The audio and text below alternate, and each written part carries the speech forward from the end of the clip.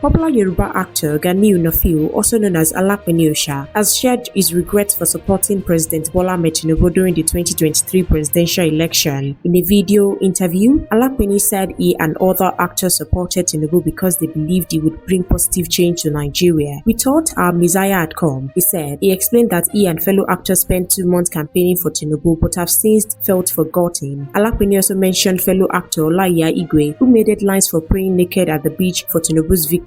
According to him, Olaiya received nothing in return either. The actor went on to criticize President Bola Ahmed Tinubu's son, Seyi Tinubu, for helping people in the north while ignoring those in southwest. He questioned why Seyi Tinubu didn't support the Yoruba actors that helped him campaign for his father.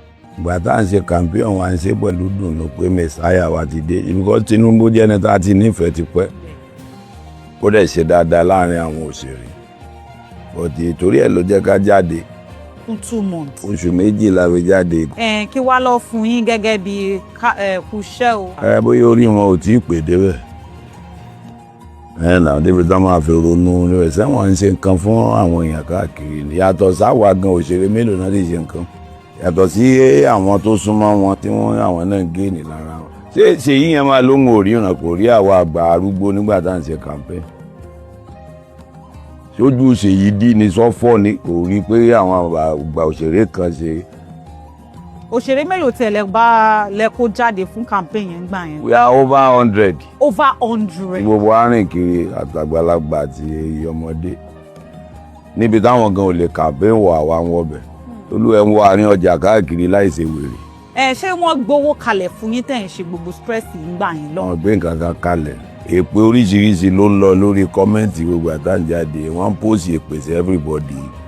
Ọ̀rẹ́ mi Ọláìyá tó lọ sí òòhàn Yemọja nítorí Tinubu èpè tó gbà. Di ìsinyìí kò ìbọnú àwọn èpè ọ̀hún. Alapene is well known in Yoruba film industry, especially for his role as an Ifa priest. He also shared in the past how he suffered from a strange illness that kept him from sleeping for a year, as well as the pain of losing 2 sons. Now, his recent comment has brought attention to how some entertainers feel about their role in politics and what they expect in return.